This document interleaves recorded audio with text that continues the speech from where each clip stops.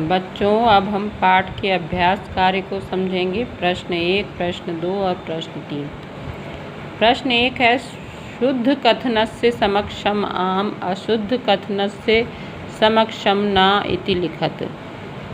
सही कथन के सामने आम मतलब हाँ, अशुद्ध कथन के सामने नहीं लिखो।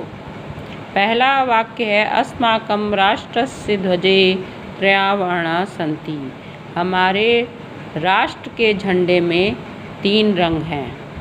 तो ये सही है क्योंकि हमारे राष्ट्र के झंडे में 3 रंग है, तो हम लिख देंगे आम। दूसरा वाक्य, ध्वजे हरितवर्णा शांते प्रतीका अस्ति। झंडे में हरा रंग जो है वो शांति का प्रतीक है। पाठ में हम लोग को बताया गया है कि हरा रंग समृद्धि का प्रतीक है, लेकिन यहाँ पर शांति का बताया गया है, इसलिए ये गलत है, तो ना लिख देंगे ना। तीसरा वाक्य, ध्वजे केसरवर्णा शक्त्या सूचका अस्ति। झंडे में केसरिया रंग शक्ति या वीरता की बात होती है, तो इस झंडे में केसर रंग जो है शक्ति या वीरता का सूचक है, तो आम। चौथा वाक्य, चक्रे 30 अरः सन्ति।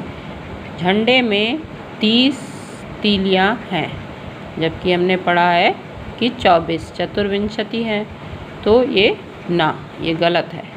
झंडे में 30 नहीं 24 तीलियाँ हैं। चक्रः प्रगते चक्रम प्रगते द्योतकम। चक्र जो है वो प्रगति का सूचक है या प्रतीक है, तो ये वाक्य सही है क्योंकि चक्र प्रगति और न्याय का प्रतीक है, तो यहाँ पर हम लिख देंगे आम। अब दूसरा प्रश्न हम समझते हैं। दूसरा प्रश्न है, अधोलिखितेषु पदेषु प्रयुक्तां विभक्ति वचनम च लिखत।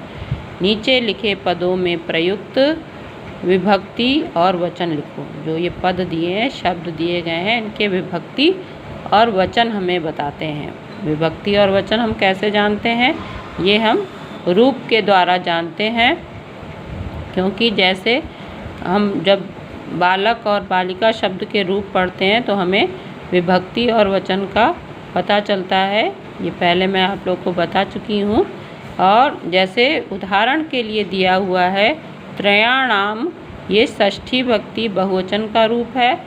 और इसी तरह हमें समृद्धे में पता करना है। समृद्धे जो है ये स्त्रीलिंग समृद्धि शब्द है, और समृद्धे षष्ठी भक्ति एक वचन में रूप बनता है, तो ये षष्ठी एक वचन हो गया। वर्णानाम शब्द त्रयाणाम शब्द की तरह ही है, तो ये शब्द षष्ठी भक्ति बहुवचन होगा। उत्साहस्य जो बालक शब्द के रूप पढ़ते हैं तो षष्ठी भक्ति एक वचन में बनता था बालकस्य, उसी तरह उत्साहस्य षष्ठी भक्ति एक वचन, तो एक वचनम का है। नागरिकई शब्द तृतीया भक्ति बहुवचन का शब्द है। नागरिकों के द्वारा, इसका अर्थ हुआ नागरिकों के द्वारा, तो तृतीया भक्ति बहुवचन शब्द का रूप है।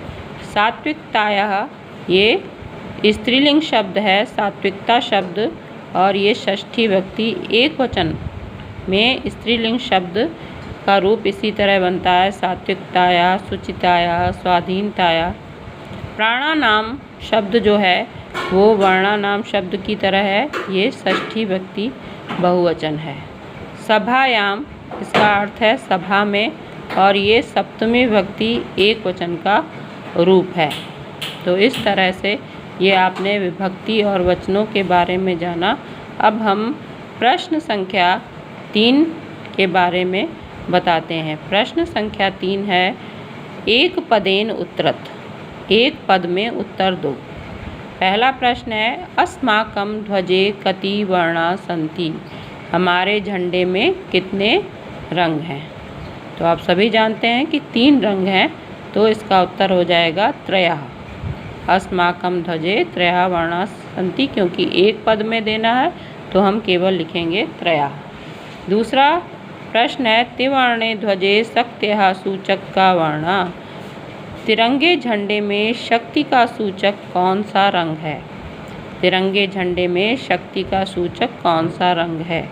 तो अभी हमने ऊपर आम और ना वाले में पढ़ा था कि शक्ति का सूचक जो है वो कौन सा रंग होता है? वो केसर वर्ण। तो तिरंगे झंडे में शक्ति का सूचक जो है वो केसर वर्ण, केसरिया रंग है। तीसरा प्रश्न है, अशोक चक्रम कस्य द्योतकम अस्ति? अशोक चक्र किसका प्रतीक है? अशोक चक्र किसका प्रतीक है? तो उत्तर हो जाएगा प्रगति और न्यायस्य। प्रगति और न्याय का प्रतीक है। अशोक चक्र जो है वो प्रगति और न्याय का, प्रगते न्यायस्य च। चौथा प्रश्न है, त्रिवर्णः ध्वजः कस्य प्रतीकः? तिरंगा झंडा किसका प्रतीक है? तो तिरंगा झंडा हमारा प्रतीक हो जाएगा स्वाधीनतायाः, स्वाधीनतायाः और राष्ट्र गौरवस्य। तो हमारा तिरंगा झंडा जो प्रतीक है वो स्वाधीनता का और राष्ट्र गौरव का प्रतीक है।